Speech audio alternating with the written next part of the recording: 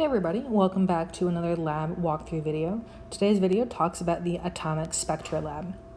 So we have our objectives, what we plan to accomplish over the course of this lab, and like always, you have your relevant background information.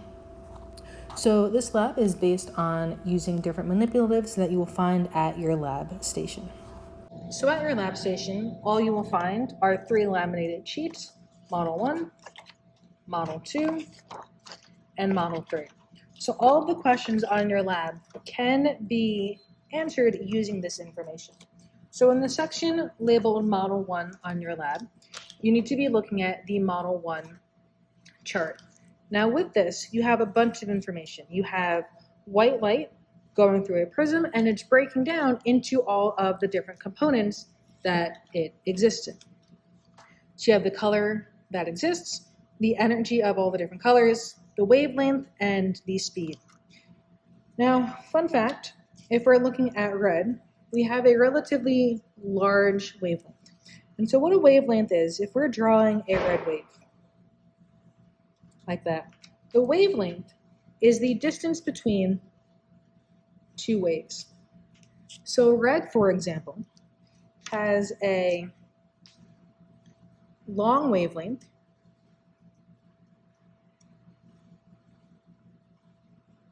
and it has low energy.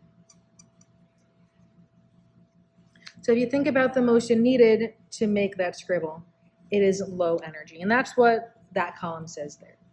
If you're looking at a purple or violet, our wavelength is going to be a lot less. So if we're looking at our purple, that is our purple wave, and the wavelength here, or the distance between 2 waves, is a lot shorter. But the wave occurred a lot more. So we can say violet has short wavelength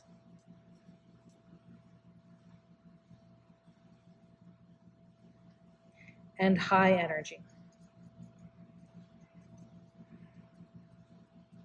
So again, the motion needed to make that one, the purple one, needed a lot more energy.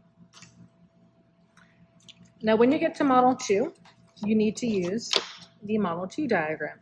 So what you see is hydrogen gas in a light bulb. It is the gas inside is being excited, and you see the purple light.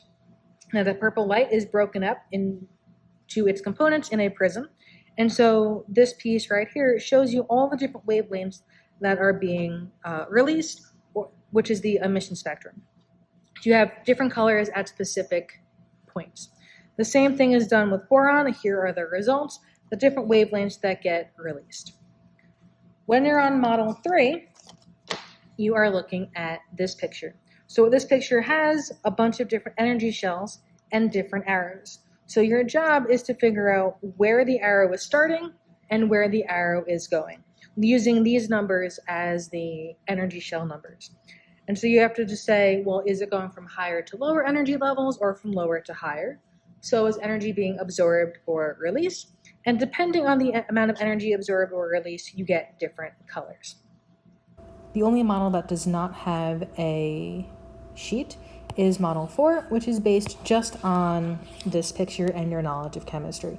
So it's asking you, looking at this unknown mixture, what elements do you think are in it? And then how the bright line spectra is formed. So just a useful tip, when you're looking at unknown spectras, you want every single line of a component to match up. So if all the lines match up except for one, it is not in the mixture. So you want to find which elements match up exactly every single line in the unknown. The answer to this question, the last one, it would help if you reread the background information. And so that is relatively it. It's a relatively short lab. Very informative though. Have fun.